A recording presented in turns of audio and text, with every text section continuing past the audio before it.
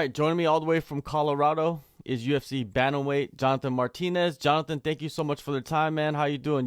You look like you're relaxing. Yeah, I just got off of training, been there all morning, so gotta get my work in. No doubt, no doubt. No, last year, man, it was an unexpected year due to the pandemic. You went 2-1, and a lot of people think you should have went 3-0. What did you learn most from the experiences of your experiences inside the cage in 2020? Man, we're talking about like the one I lost or just Just overall, all the fights. honestly, I feel like every fight I keep getting better and better, so every time I end there, I'm more comfortable, then so I feel like that's a scary thing for other people, but for me, like I feel good. Like every time I end there, I just feel a lot better than the first time, and then so I just keep getting better and better. Yeah, I just feel like we train hard here at the gym, in Factory X, there's a lot of animals in here. So going in there, like I feel like I could like let go and stuff, because I seen everything already here at the gym, so it's nothing new. Just going in there and just gotta have my hand raised and stuff. The split decision, man. Of course, I want to get into that a little bit. It's sitting in there between two back-to-back wins. How much of a factor does that play when they do matchmaking for you? Do you think? Like what do you mean? Like like if that split decision didn't happen and it went your way, you'd be riding a 5-fight winning streak, and then that changes everything, right? Yeah, it does.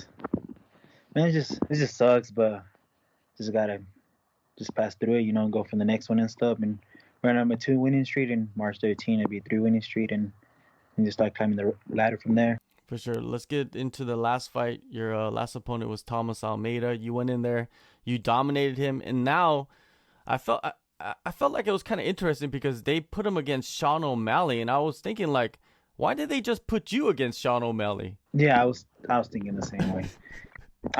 To me, I think because Thomas doesn't throw no kicks at all, so he don't got to worry about that. It's his hands. Okay. And if I go against him, Sean, it's nothing. Nothing to hide. I'm just gonna take his legs out, no matter what. Yeah. You probably eat up that front leg really bad, right? Does it seem like that's kind of like the formula for beating a guy like that? Yeah, man. He's the way I see it. Man, he's long, for the division. So he's good, man. Not gonna lie, he's good. It's just that I feel like he's tall for this division. So you gotta make 135 when you do that. I can't get all that weight back up. So getting kicked there in the legs, it's gonna hurt. That's interesting because I didn't think about that. Like when you do cut the weight and then you fight the next day, or does it have an effect on like the impact in your legs? Usually people think about the brain more than anything. Yeah. Well, I'm just saying, just because he's pretty tall, for a lot of 35ers, they're not that, like Andre too, he's real tall. So my friend teammate, Chris Gutierrez just beat him last weekend. So, just kicking his legs out because he's really tall. Yeah. All right. Well, the fight between Almeida and O'Malley, how do you see that playing out? I don't know. It's just hard. Tomas goes in there, does his game, Yeah, but if he just goes in real hesitating, yeah, well, Sean will get it and stuff. All right. Well, after your last fight, you said you wanted to come back in December. That didn't happen, of course. Why did it take so long to get your return? I wanted in December. They just already booked me one. I've been on this fight for like 11 weeks now, so they booked me this long. I was like, damn, I guess I'll just wait, just get better and better. So when you got back into the lab and started to get back into training and focusing on getting better, what were the main parts that you were focusing on? Honestly, I just focus on everything. I do everything. My wrestling, my kickboxing, my jiu-jitsu. I honestly work more on my ground than my stand-up and stuff.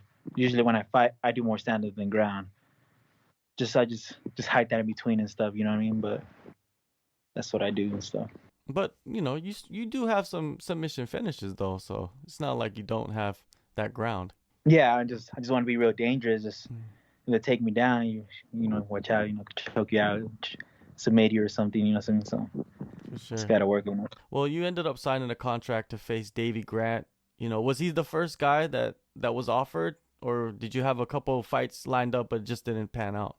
No, they offered me him. So when they offered me, I was like, okay, I've seen him fight before, and I just said yes.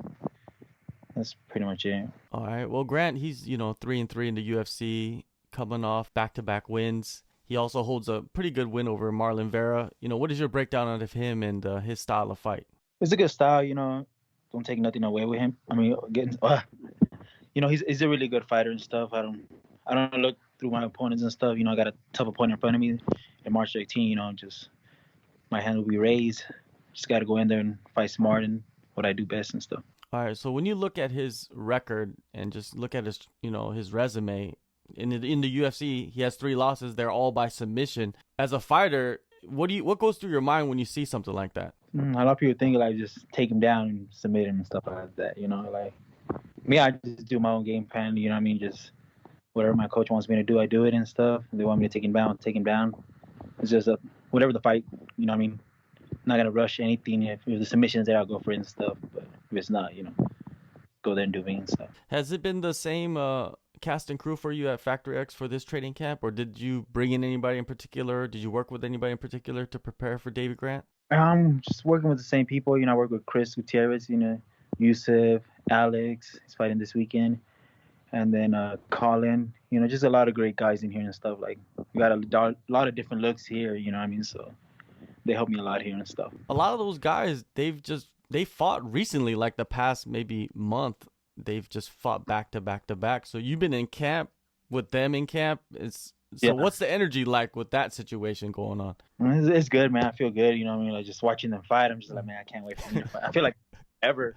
It's just been 3-4 months, but I feel like, man, I haven't fought forever, but just can't wait to go in there and fight. Yeah, especially your last fight was short notice, right? So it's almost like days notice and stuff. Yeah, so it's I noticed that a lot of you guys up there at Factory X are taking the short notice fights, like a week, 2, and doing pretty well. So what's the secret? Is the secret the short notice or the long cap? Like, what's going on? Man, just the secret is just we always stay ready. We train all the time. Like we're not like other people that just train sometimes and it's we have a fight coming, let's fight camp. We train all year round. There's no days off. So when they call, we're ready and stuff. So when you go into the gym, man, I don't want you to name any names, but like you've been training for a long time, so you've probably seen guys that train for fights and fight and then don't train and then come back for a training camp. What are the negative effects of that, do you think? No, I just see. I don't even say nothing. Like when I see that, I just stick to myself.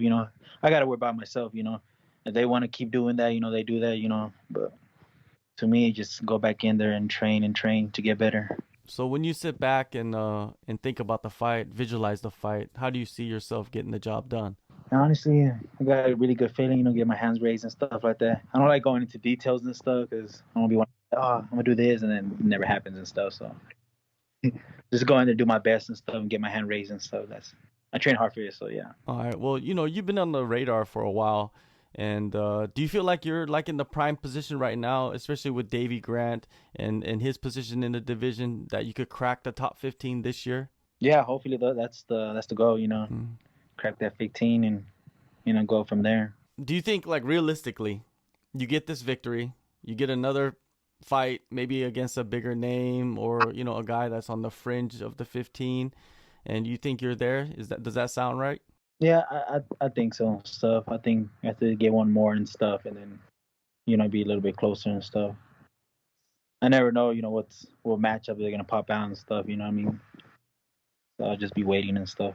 I'm still young, still learning and stuff, so I got time. All right. Now, I wanted to ask you a couple questions about MMA in general. Like, first thing is, you'd be a perfect person to ask because of your fight with Andre Ewell, is the 10-9 point system that they have for judging. I know that they're not going to get rid of it, so I think that they should change it a little bit. Do you feel like there should be more like 10-8 rounds and even 10-7 rounds in MMA? Because you rarely see a 10-7 round. Yeah, I think they should, but I don't feel like they're gonna do none of that stuff. Like, you don't think so? You don't think they're gonna like at least do that?